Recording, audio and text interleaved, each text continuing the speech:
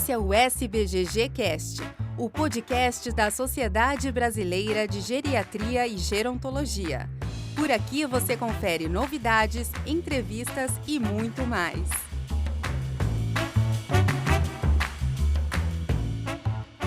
A osteoartrite acomete 12 milhões de brasileiros. 85% das pessoas idosas apresentam evidência radiológica da enfermidade. Com o aumento da expectativa de vida, espera-se que tanto a prevalência quanto a incidência aumente. Vale destacar que a dor nas articulações e o comprometimento funcional são as marcas registradas da osteoartrite, e principalmente em pessoas idosas. Essa condição é progressiva, impacta nas atividades diárias e leva a uma perda da qualidade de vida, com prejuízos importantes para o sistema de saúde e para a sociedade. Há vários componentes no tratamento da osteoartrite. Estes variam da abordagem de condições comuns relacionadas à osteoartrite, como depressão, distúrbio do sono, mobilidade, queda e problemas sociais, a intervenções específicas para o quadro das articulações. Essa abordagem é ampla, inclui opções farmacológicas e cirúrgicas. Eu sou Bianca Figueiredo, médica especialista em geriatria, presidente da Comissão de Dor da SBGG, e para falar sobre esse tema, apresento minhas queridas amigas da Comissão de Dor, Leane Souza Máximo Pereira, fisioterapeuta especialista em gerontologia pela SBGG e pela Abrafige, professora da Faculdade de Ciências Médicas de Minas Gerais, membro da Comissão de Dor da SBGG e da SBED, doutora pela UFMG, pós-doutorado em envelhecimento pela Universidade de Sydney. Apresento também Gabriela Costa Mastella, médica especialista em geriatria, membro da Comissão de Dor da SBGG e membro do Comitê de Dor da SBED. Sejam bem-vindas. Bem, para começar, eu já vou perguntando a Gabriela. Gabriela, o atendimento ao paciente com osteoartrite, ele é complexo. Tratar do dor, principalmente pessoa idosa, nós sabemos de quanto é complexo. Além do sofrimento prolongado com a dor crônica e as limitações funcionais, há um histórico de múltiplas idas ao serviço de saúde, a procura de diversos profissionais, realização de inúmeros exames que não resultam em condutas efetivas, gerando frustração com tratamentos mal sucedidos e, às vezes, elevando o nível de descrença com a chance de cura ou melhor. Então, quando a gente se depara com um paciente com dor fragilizado, como começar o atendimento desses pacientes que se encontram nessa situação? Como garantir a aderência ao plano terapêutico diante dessa complexidade? Então, primeiramente é um prazer estar aqui com vocês, né? E assim, eu acredito que nesses casos o mais importante a gente sempre tentar começar o atendimento com uma escuta ativa, né? Uma escuta acolhedora. Que esses pacientes, como você disse, eles vão chegar no consultório depois de anos de frustrações, com dores persistentes, às vezes tentaram diversos tratamentos e não tiveram sucesso. Então, assim, acho que antes de começar a pensar em tratamento, é muito importante a gente validar o sofrimento desse paciente, reconhecer essas experiências, né, para tentar ajudar a reconstruir a confiança no cuidado médico, certo? E aí, a partir daí, a gente oferecer um tratamento realista e baseado em evidências. É muito importante passar para o paciente, explicar que, assim, a osteoartrite é uma doença que não tem cura, mas a gente consegue melhorar a qualidade de vida e a gente consegue aliviar sofrimento. E isso sempre é muito importante, né? Então, a combinação de medicação adequada, atividade física orientada, um suporte psicossocial vai costumar trazer melhores resultados do que intervenções isoladas. Então, sempre mostrar para o paciente que tem um plano de tratamento e não é só uma medicação. Então, a medicação junto com o ouvir atento, né? E também junto com intervenções que a Leane deve falar com a gente aí da parte de exercícios físicos e outras intervenções. E também, para garantir a aderência ao tratamento, é muito importante a gente explicar para o paciente por que a gente está escolhendo aquele tratamento, né? Explicar de forma clara os benefícios, explicar quais são as limitações e traçar pequenas metas com esse paciente. Então, com pequenas metas, a gente consegue incentivar o engajamento e a continuidade do tratamento, né? E sempre estar próximo, né? Tá sempre ali disposto, começa a medicação, tenta sempre estar com acompanhamentos próximos para poder intervir caso não dê certo, escutar o paciente e reforçar as pequenas conquistas que ele tiver no dia a dia. Existe muito essa dissociação, né, Gabriela, entre exame e quadro clínico. Então, muitas vezes se pede exames desnecessários, às vezes causando até uma heterogeneia, e a gente sabe que não é o exame que realmente vai nos mostrar esse impacto, né, na vida do paciente. Sim, com certeza. Às vezes eles já chegam já com a radiografia, né? Olha, eu tô cheia de. Se for, por exemplo, uma osteoartrite do joelho, mostrando as alterações do joelho, ou a coluna, né?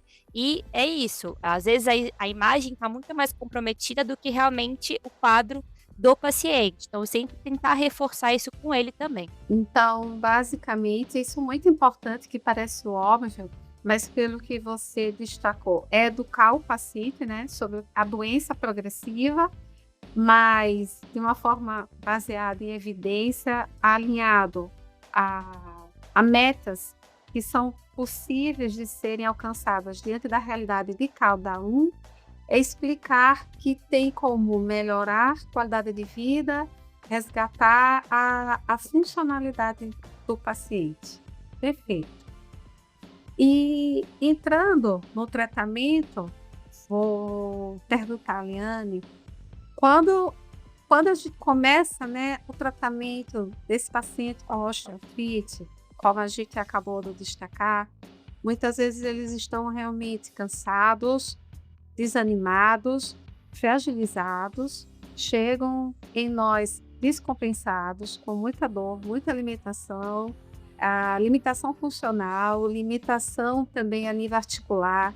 Muitos chegam com o quadro de inflamação, com sinovite, com limitação de amplitude de movimento. E é nesse cenário que ele é encaminhado à fisioterapia. Como fisioterapeuta, Liane, deve começar o trabalho diante de um quadro nesse contexto? Eu gostaria de agradecer ao convite feito pela SBGG, estar aqui com as duas colegas, falando dessa importante doença tão prevalente, né, tão incidente, que causa tanto incapacidade nas pessoas idosas. Eu acho que a Gabriela já foi muito feliz quando ela, inclusive, expôs de uma maneira assim, muito fácil, didática, o que a Liga Europeia de Reumatismo publica agora em 2024, né, Gabriela? Escutar de maneira adequada, informar aquele paciente que a doença não tem cura e despertar nele aquele sentimento de autogestão. Quando a Bianca pergunta sobre quando começar, eu acho que seria até em termos preventivos também, né? Alertar aqueles pacientes que tiveram a primeira crise de osteoartrite, que mesmo tomando medicamentos para a dor, é uma doença irreversível e não tem cura. E de vez em quando ela tem períodos de remissão e exacerbação. E aí eu acho que isso seria muito interessante se os profissionais de saúde que trabalham com envelhecimento, no primeiro sintoma da osteoartrite, na primeira crise, indicasse para outros profissionais, no caso da fisioterapia, né? Porque ali é que nós vamos ter, através de um reforço muscular, a estabilidade de uma articulação, né, por meio dos músculos, que está envelhecendo. E nós não temos remédio para o envelhecimento, né? Então, seria aquele contexto de estabilizar a cartilagem articular com a força muscular. Agora, a Bianca perguntou também quando ele chega com dor, com sinovite, com dificuldade em amplitude de movimento. A fisioterapia, né, usa também como recursos para a dor a crioterapia, que é o uso do gelo como agente para deter aquele processo inflamatório. Usa-se também de auxílios para a marcha, né, que vão impedir uma sobrecarga naquela articulação afetada. Usa-se palmilhas para corrigir instabilidades articulares e alterações biomecânicas, e a coisa mais importante são os exercícios físicos. Agora, claro que esses exercícios têm que ser prescritos, com uma dosimetria adequada, frequência, duração, para que o paciente tenha aderência naquela crise aguda de dor. Por exemplo, paciente que tem muita limitação de movimento e muita dor, pode ser aconselhado fazer uma fisioterapia aquática. Mas eu gosto de reforçar, prescrição de exercício é individualizada. Excelente, muito obrigada. Então, vale ao fisioterapeuta avaliar se está no período de remissão, de exacerbação. Então, ele vai adequando, ajustando, individualizando.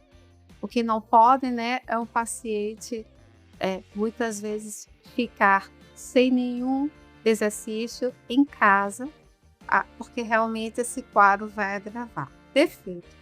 Não, é justamente essa individualidade, né, que vai fazer com que o paciente tenha uma aderência ao tratamento, né, Bianca? Cada caso é um caso.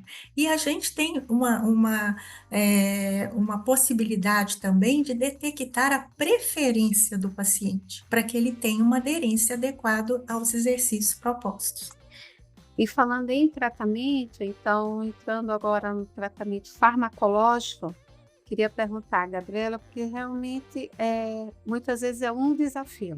Tratar dor, pacientes que já vêm fragilizados, com múltiplas comorbidades, polimedicado, sempre é um desafio.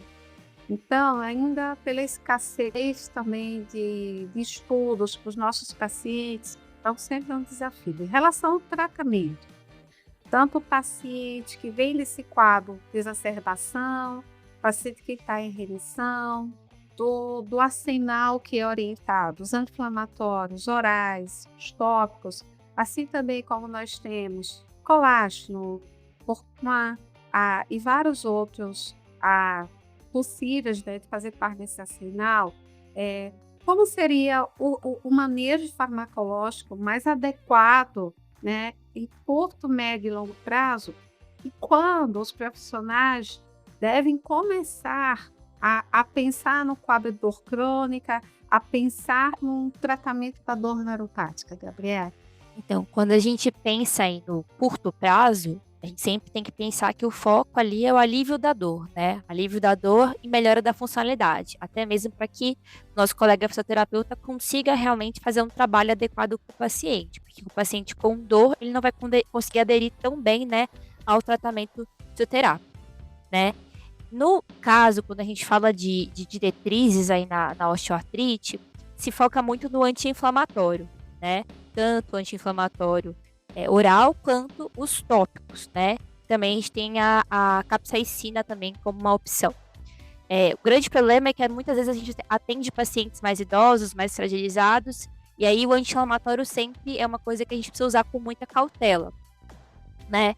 Se o paciente estiver agudizado e for um paciente que aí não tem uma alteração renal mais importante, a gente pode sim lançar a mão dele, né, com períodos curtos, né, doses ajustadas, justamente para tentar aliviar aquele quadro mais agudo.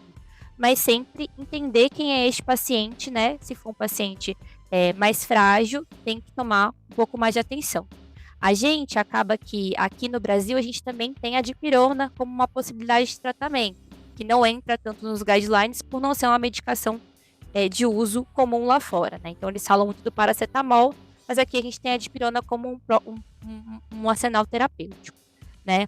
Quando a gente fala de dores mais fortes, aí fica um pouco mais complexo, porque em alguns guidelines fala-se para usar opioides mais fracos, é uma tentativa, né? Dores moderadas a fortes, mas também uso com cautela, pois a gente sabe dos riscos que essas medicações também têm para a nossa população.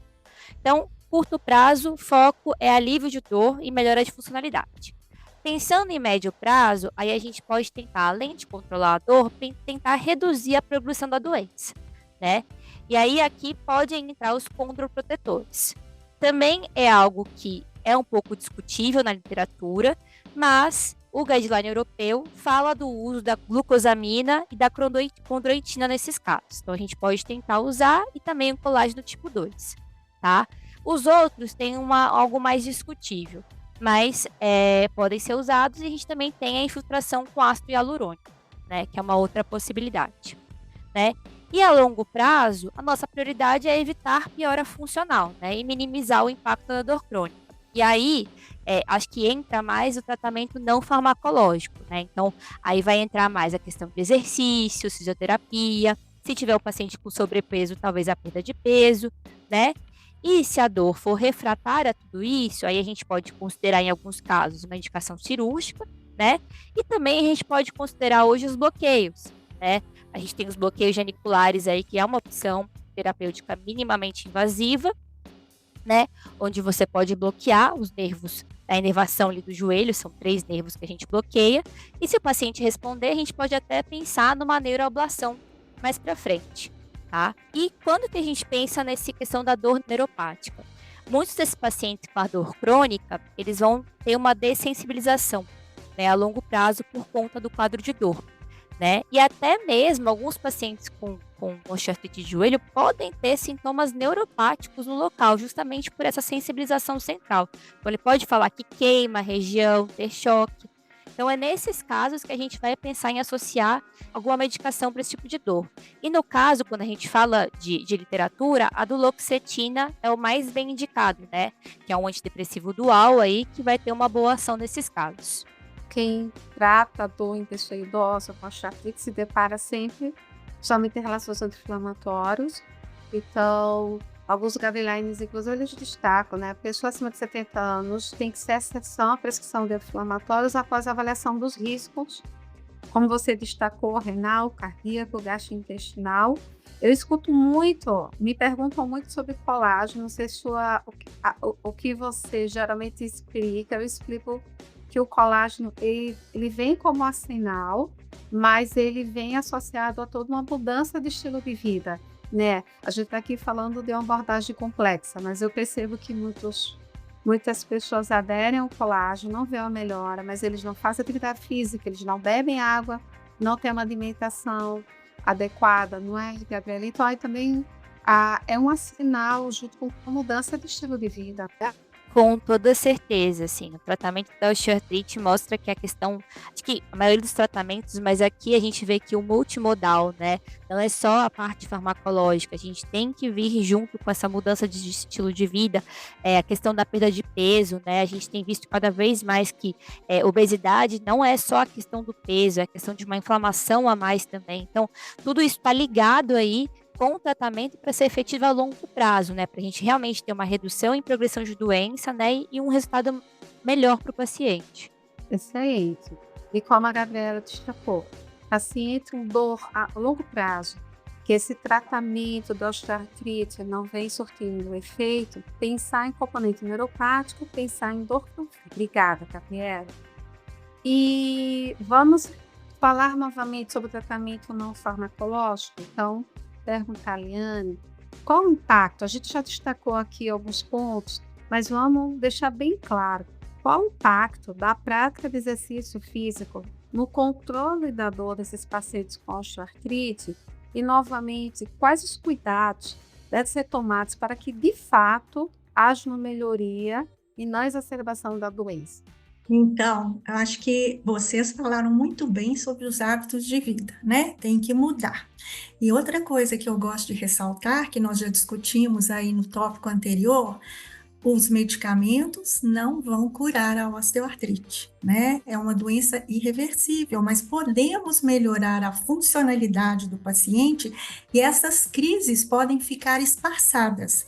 Agora, quando a gente fala de exercício, né, é muito importante falar que já existem evidências anteriores, né, já está consolidado que o exercício físico ele tem um poder anti-inflamatório e age na dor do paciente idoso. Ele é capaz de estimular o sistema inibitório da dor. E é mais preocupante ainda na pessoa idosa, porque a pessoa idosa já tem o que a gente chama de inflammation, né? Que é uma alteração do sistema neuroendócrino e do sistema imunológico, mesmo que a pessoa não esteja doente. E essa desregulação da senescência vai causar o quê? A manifestação física dessas alterações, que é o quê? A sarcopenia. Então, a gente já pensa, idoso com sarcopenia pelas alterações fisiológicas do envelhecimento desses dois sintomas, associada à osteoartrite, ele vai ter um acúmulo de mediadores inflamatórios.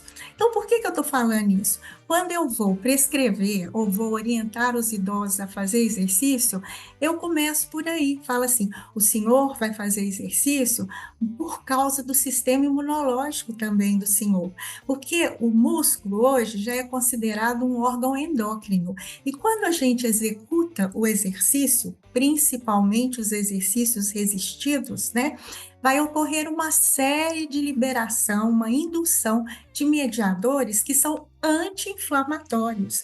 Isso vai impedir o quê? A destruição do seu músculo, o catabolismo muscular. Então, além de aliviar a dor, porque a gente já sabe que quando você faz exercício a longo prazo, esses mediadores atravessam a barreira hematoencefálica e estimulam o centro inibitório da dor. Então, eu já começo por aí. Olha, o senhor não vai fazer exercício, não é só por conta da dor atual, é porque o senhor já tem essa alteração do processo do envelhecimento. Então, é uma maneira, assim, interessante da gente convencer os idosos, né? Muitos não gostam mesmo de fazer, né?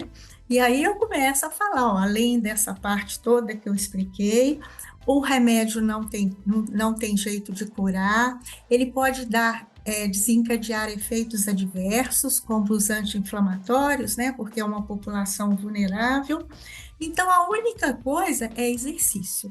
Exercícios para manter a musculatura forte, diminuir o peso, para manter o quê? A funcionalidade. Porque aí, mesmo com a prevalência da doença, ele passa a sentir menos dores, ou às vezes nem dor nenhuma, né? As crises começam a se espaçar e ele pode viver funcionalmente com a doença e ter uma boa qualidade de vida até o final. Sensacional, Liane, para tenho certeza que fica muito mais fácil. A gente compartilha, né, o que o paciente tem, as suas explicações, muito mais fácil deles aderirem, fantástica. E aí, complementando realmente todo esse parque de tratamento, né, como a Gabriela e a Liane destacaram, o que é consenso, essa educação sobre o que o paciente tem, sobre a sua dor, é o controle do peso e a educação física. Mas como nós sabemos que o difícil realmente é a adesão aos pacientes, principalmente quando eles estão com dor, né? Não é fácil, mas sensacional. Obrigada, Liane. E finalizando, quero perguntar à Gabriela, para tratar adequadamente o paciente com osteoartrite, é necessário ir além desse quadro de artralgia. Geralmente o impacto é negativo na saúde, na qualidade de vida do paciente como um todo. Então, no humor, no sono, no lazer, em todas as atividades. Como podemos avaliar essa bidirecionalidade do quadro da osteoartrite e essas condições clínicas e como tratar adequadamente todas as questões? Com toda certeza, eu acho que tratar dor sempre vai muito além só da dor, né? Só daquela questão da articulação dolorosa, do quadro doloroso. Porque a dor crônica a gente sabe que ela vai impactar tanto no humor, no sono, vai impactar na qualidade de vida da pessoa, naquilo que ela acredita que, na autonomia dela, né? Na parte funcional dela. E isso gera um ciclo de sofrimento, né? E isso precisa ser abordado de maneira integral, né? Então, quando a gente vai avaliar esse paciente, não adianta só avaliar qual é a intensidade da dor dele. A gente precisa entender o que isso está realmente infringindo na vida do paciente, né? E aí a gente tem algumas escalas que a gente pode usar, né? A gente tem alguns questionários, um questionário de impacto funcional do paciente, rastreio de ansiedade, rastreio de depressão, né? A gente também pode perguntar ativamente como está o padrão de sono daquele paciente, nível de fadiga, como que está o dia a dia, né? Às vezes, o paciente não consegue nem abaixar para colocar a própria meia, colocar um sapato, né? Então, imagina o quanto isso impacta no dia a dia dele, né? Essa perda pequena de autonomia, né? Então, assim, é muito importante a gente conversar sobre isso e tentar ter um manejo multidisciplinar.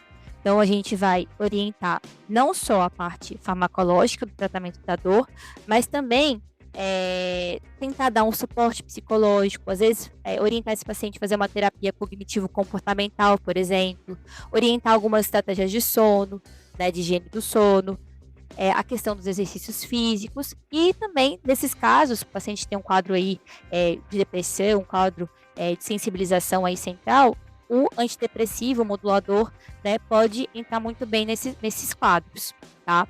Eu acho que é curioso também, que às vezes quando a gente vai falar só sobre a intensidade de dor, o paciente, ele às vezes acaba não vendo melhora.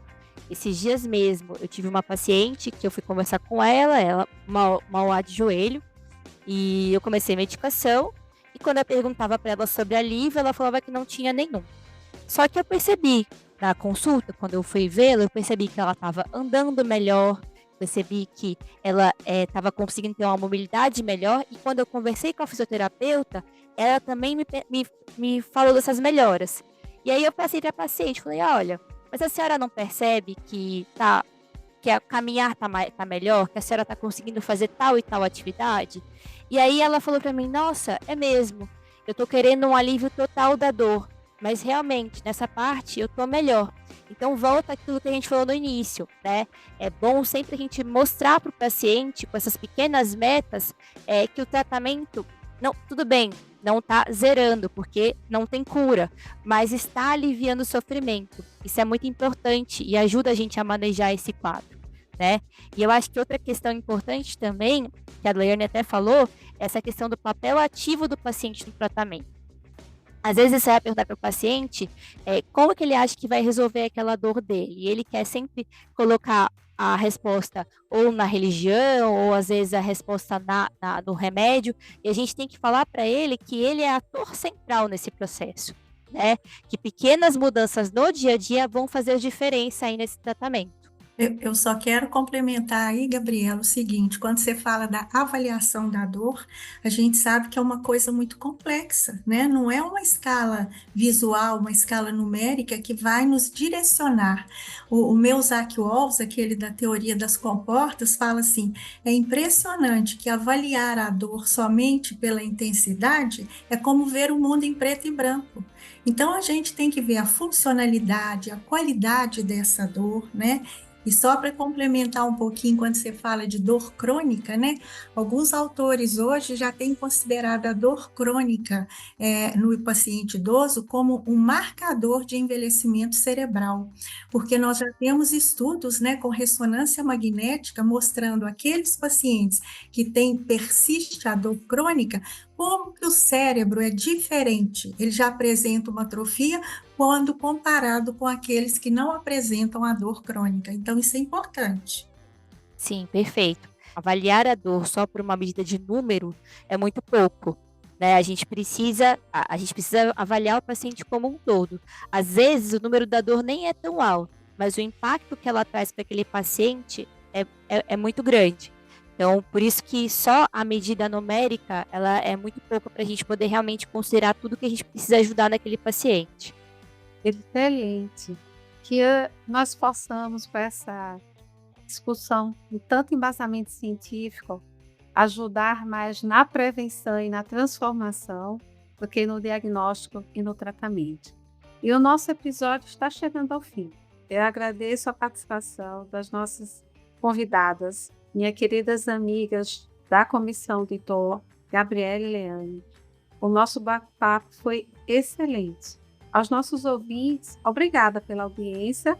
Continuem atentos ao nosso podcast.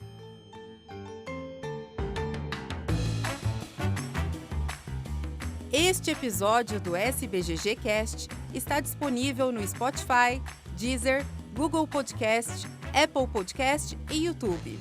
Siga a SBGG no Instagram, @SBGG Oficial.